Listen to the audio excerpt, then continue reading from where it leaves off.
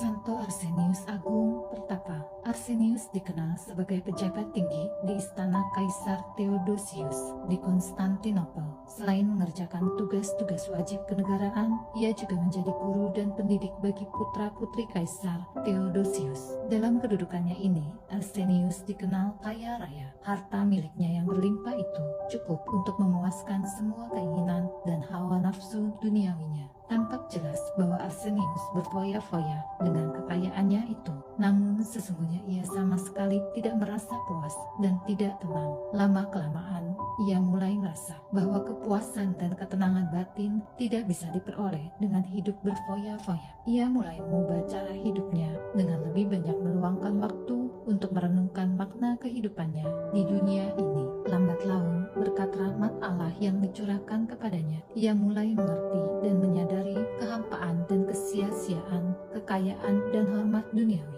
Dalam renungan-renungannya untuk lebih memahami makna hidupnya, ia terus memohon terang Roh Kudus agar dapat mengerti kehendak dan rencana Tuhan atas dirinya. Dengan cara inilah ia mulai memperoleh ketenangan batin yang didambakannya. Pada suatu hari, ketika ia sedang berdoa, Tuhan berbicara kepadanya, "Arsenius, tinggalkanlah pergaulan dengan manusia demi keselamatan dirimu." Suara Tuhan ini ditaatinya. Dengan segera ia meninggalkan semua sahabat kenalannya dan berlayar ke Alexandria. Di Alexandria ia menjadi seorang pertapa di sebuah pertapaan di padang gurun Mesir. Dalam waktu singkat, Arsenius telah mencapai suatu kemajuan besar dalam hidup rohani.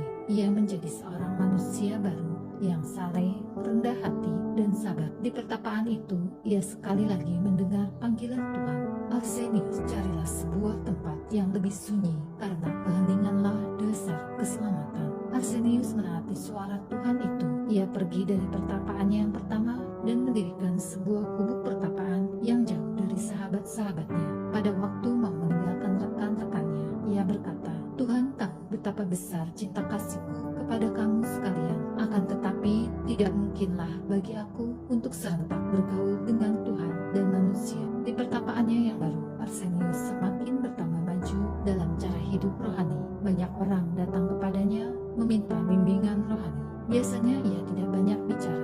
Jawaban dan petunjuk-petunjuknya serba singkat, namun jitu dan bijaksana.